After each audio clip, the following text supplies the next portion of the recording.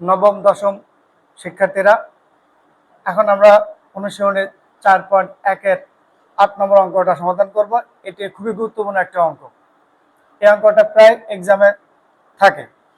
তো এখন আমরা এই অঙ্কটা সমাধান করব। দেখো এখানে বেস, এই অঙ্কের মূল কাজ হচ্ছে এই বেসগুলোকে ভাঙাইতে হবে। দেখো এই 3, এই বেসটাকে আমরা ভাঙাইতে পারলাম না, তাহলে যেমন তেমন থাকবে। এখানে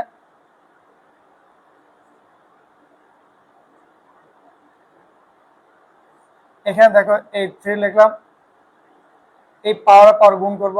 এম আর এম গুণ করলে এম স্কোয়ার, এম আর -1 গুণ করলে এম থাকলো ভাগ। এখানে দেখো এই 9কে আমরা ভাঙা পেলাম 3 স্কোয়ার, থাকলো পাশে এম প্লাস 1। এই বেস যেমন তেমন থাকলো। দেখো এখানে এম -1 আর এম প্লাস 1 এই দুইটা সূত্র আকারে আছে, অর্থাৎ এ মাইনাস বি আর এ প্লাস বি আকার আছে। তাহলে এই দুইটাকে আমরা লিখতে পারি এম স্কোয়ার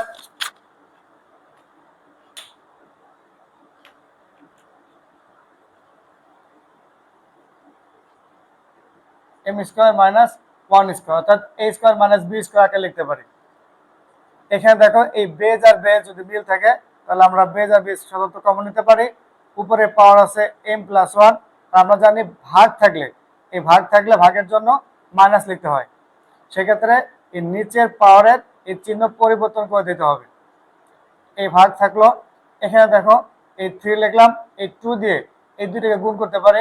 2 আর এম গুণ করলে 2m, 2 আর 1 গুণ করলে 2। এখানটাতে আমরা যেমন তেমন রাখলাম। এখানে আমরা একটু যোগ বিয়োগ করে নিতে পারি। এই plus M R plus M যোগ করলে 2m থাকলো, বাকি প্লাস 1 মাইনাস এম স্কোয়ার। এখান থেকে দেখো বেজ আর বেজ মিল আছে, সেক্ষেত্রে কমন নিতে পারি এবং উপরের পাওয়ার আর নিচের পাওয়ার বিয়োগ করতে হবে, কারণ এখানে ভাগ আকার আছে। তাহলে এই ভাগের জন্য আমরা বিয়োগ দিলাম, আর বিয়োগ দেওয়ার কারণে নিচের পাওয়ারের চিহ্ন পরিবর্তন করতে হবে। এখন দেখো এই পাশাপাশি ভাবে 3 আর 3 বেজ মিল আছে, সেখান থেকে আমরা 3 কমন নিতে পারি।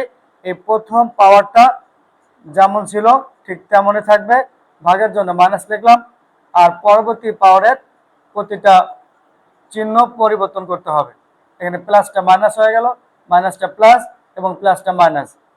আর এখানে যোগ বিয়োগ করি, প্লাস 2m আর মাইনাস 2m বিয়োগ করলে 0, minus m square plus m square বিয়োগ করলে 0, প্লাস 1 আর মাইনাস 1 বিয়োগ করলে 0, বাকি থাকলো এখানে পাওয়ার -2 থাকলো। মানে এই যে পাওয়ার ইনভার্স -1 এর জন্য, এই পাওয়ার মাইনাসের জন্য আমরা লিখতে পারি 1/, আর থাকলো 3 স্কোয়ার, যা গুণ করলে 1/9। এখানে এই সূত্রটা মনে রাখবা। এই পাওয়ারের সাথে যদি মাইনাস থাকে তাহলে তুমি মাইনাসের পরিবর্তে 1/, লিখতে পারবা, আর থাকলো a to the power m।